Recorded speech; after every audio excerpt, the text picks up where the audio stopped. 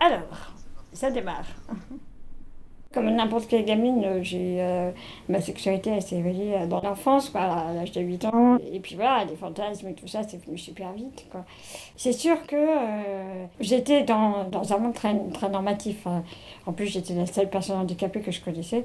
Donc ça faisait un peu un dialogue un peu limité, quoi. Mes parents m'ont élevée, j'ai jamais été en centre. J'étais à l'école avec des enfants, tous valides. J'ai un handicap physique qui fait que je suis en fauteuil roulant électrique.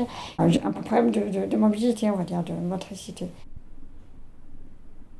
Les premières relations à caractère, voilà, on va dire, affectivo-sexuel, c'était, je sais pas, j'avais 15 ans, mais là, pour le coup, c'était dans un centre avec un mec qui était paraplégique. Et c'était un truc d'adolescente, quoi. Enfin, voilà, c'est une petite amourette comme ça. J'ai vraiment, en fait, voilà, j'étais complètement dans le discours ambiant qui est de dire une personne handicapée n'a pas de sexualité. Enfin, en gros, que j'avais aucune chance, quoi, si tu veux. Enfin, ça, c'était un peu le discours que j'avais intégré, qui était assez prégnant autour de moi. Et en même temps, ça ne m'empêchait pas de draguer, hein. Et de me faire belle, et d'essayer de me mettre en valeur, d'essayer de me maquiller, enfin, tu vois, de faire un truc qui est de la gueule, quoi. Et c'est quand je suis arrivée à Montpellier que j'ai vraiment commencé ma sexualité. C'est parce que je crois que Montpellier, ils sont tous chauds ici. Et je suis arrivée à 20 ans ici. Et j'ai démarré ma sexualité direct, en fait. J'étais avec une copine, on était complètement défoncés dans une salle d'expo. Et moi, j'étais en train de faire le commentaire des œuvres, en train enfin voilà, ça parlait de cul, en fait, ce qu'il dessinait, je décrivais. Et le peintre était juste derrière moi, je ne le savais pas. Et puis et voilà, on a eu une petite histoire. Donc c'était mon premier, voilà. Et puis après, voilà, j'ai enchaîné plein d'histoires du cul. Tu vas boire des coups dans des bars et puis tu finis avec un mec, quoi. Enfin, j'ai jamais trop de difficulté à rencontrer des mecs. Surtout depuis que je me suis rendu compte que j'étais pas pire qu'une autre. Et puis en fait, c'est une fois une copine qui était danseuse, très jolie, hein, enfin une danseuse quoi.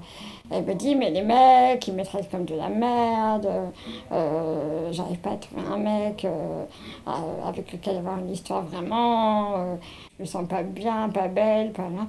Et je me suis dit, mais c'est fou, ce qu'elle dit, c'est ce que moi je pourrais dire. Effectivement, j'avais pas mal d'histoires de cul, si tu veux. Après, des histoires d'amour, j'en avais pas. Je me disais, ouais, c'est parce que je suis handicapée, les mecs ils fuient.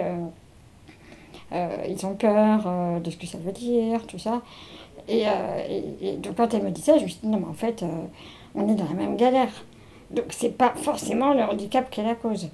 En réalité le handicap c'est juste un de ces critères à la con qui n'a aucun sens. Et c'est ça que j'ai compris à ce moment-là. Et quand j'ai compris ça, ben, très vite après ben, j'ai eu de plusieurs très très belles histoires d'amour. Euh, Malheureusement, toujours avec des mecs qui voulaient pas avoir d'enfants, hein. Je pense qu'aussi, moi, je suis quelqu'un qui est vachement besoin d'être libre aussi. Donc, même, enfin, tu vois, quand j'étais en relation de couple, à la maison, tous les deux, c'est censé être une relation classique. Même là, je pouvais pas m'empêcher d'avoir des amants, quoi. Mais c'est comme ça, enfin, je peux pas être avec un mec. C'est pas possible. Ça m'arrive d'avoir des histoires avec des femmes, ouais, depuis longtemps, ouais, ouais, ouais. Mais parce que ben, pour moi, c'est une relation qui est en jeu. Enfin, tu vois, tu rencontres quelqu'un, tu rencontres pas une carte d'identité, si tu veux. Même j'ai eu des histoires avec des gens en fauteuil, hein. Tu vois, c'est aussi, ça commence avec un effleurement, tu vois, se rencontrer, faire l'amour, c'est un truc qui se fait avec le cœur d'abord, quand même, faut pas oublier. Il y a des gens avec qui j'ai des rapports de pénétration, d'autres non. D'autres, je peux te dire que ne serait-ce que leur effleurer la main, c'est mieux que la pénétration. C'est une chose parmi d'autres, la pénétration. Moi, je me suis toujours dit que je pouvais largement avoir des enfants. Et c'était même bien, parce que je pense que j'aime le principe d'accompagner quelqu'un qui naît à la vie. Un soir, j'ai rencontré un gars, bon, comme ça. On a passé la nuit ensemble, une super nuit d'ailleurs, hein.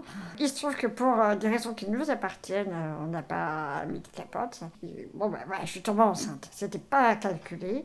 Comme de toute façon, cet enfant impliquait que je sois mère célibataire, bien sûr, je me suis posé la question D'abord, est-ce que c'est légitime de garder ou pas? Et puis je me suis dit, bah, j'ai 40 ans, bah, oui, c'est légitime. Et tout ça, bah, voilà, Jonas est arrivé. Un petit bébé fort gentil, intelligent, sympathique, magnifique, plein de vie. Et je suis fière d'être sa maman. Voilà.